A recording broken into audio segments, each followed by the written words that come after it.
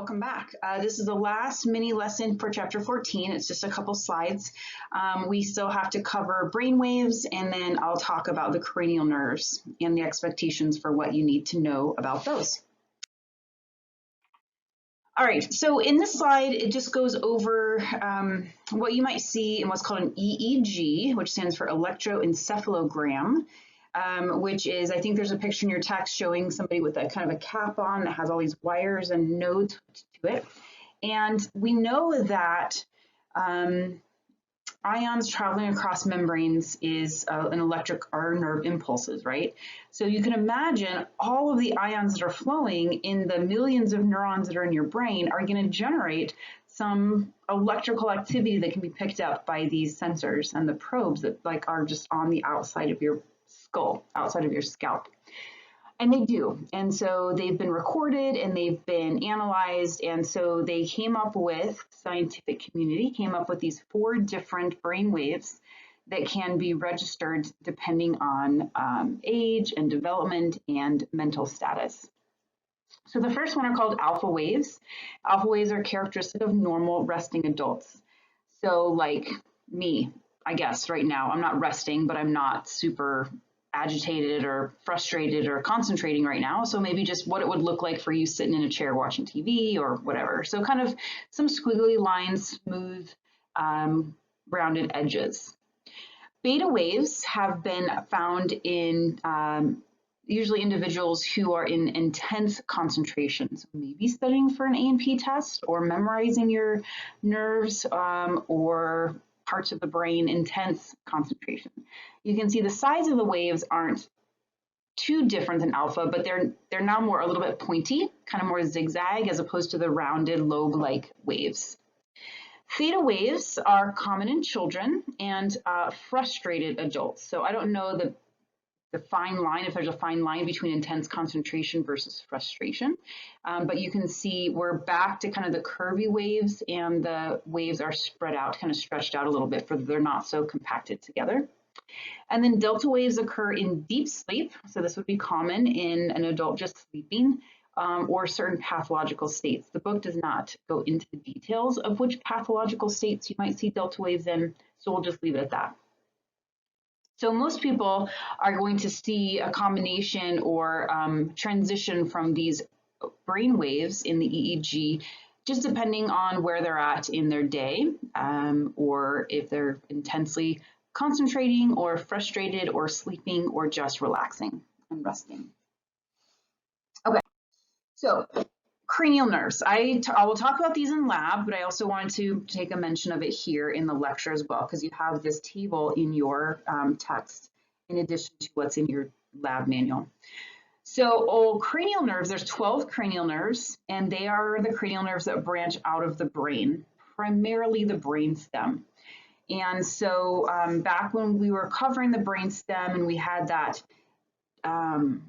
model or the picture for reference, I said don't memorize this picture, just picture it for reference. It kind of shows all of those nerve roots of the cranial nerves. That's what those Roman numerals are referring to. So what you need to take away and what you need to be learning for your cranial nerves is you need to know the name and the number. You need to know the innervation, and kind of whether it's sensory or motor or mixed. So kind of those 3 columns. So you don't have to know the sensory ganglion, the branch, or the foramen. That's more anatomical pathways that the nerves go through, so you don't need to know that.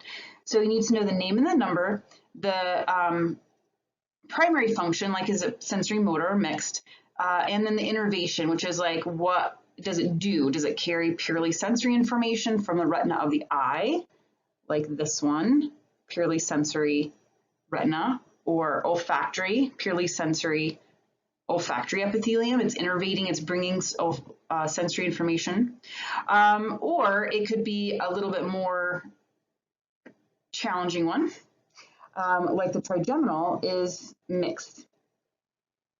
It's sensory and motor, and so you can see areas associated with the jaw, orbital structures, eyelids, and it's breaking down sensory and motor for those different parts of the trigeminal. So the trigeminal is a big one. It's got a lot of innervation with it. Some of them don't have very much, like the optic nerve, the olfactory nerve, the trochlear nerve only have like one thing. So those aren't going to take as much time memorizing as some of the, say like glossopharyngeal is a mixed nerve, has both sensory and motor commands. I think in the lab manual, instead of innervation, it says distribution or maybe function. Whatever the description of what that nerve is doing is what you need to be learning. A good way to remember this, and I'll go over this more in lab, is the way that they are named or the way that they are numbered is usually from looking underneath the brain on the bottom side, 1 through 12, kind of top to bottom. So you'll see olfactory, optic, ocular motor, 1, 2, 3, 4, 5, 6, 7, 8, 9, 10, 11, 12. So it kind of runs down the line. I know that may not look like anything to you right now, but it goes in order is all I'm trying to say. 5, 6, 7, 8, 9, 10, 11. Did I forget 12? Oops. 4. This is 5, 6, 7, 8, 9, 10, 11, 12. I know that's super messy. But if you can remember that order, that sequence of 1, 2, 3, 4, 5, 6, 7, 8, 9, 10, 11, 12, then, and if you know a mnemonic, which I'm going to give you in a little bit, it will help you remember and try to identify them on the picture or the model of the brain. So my mnemonic is O, O, O, to touch and feel very good velvet. Right?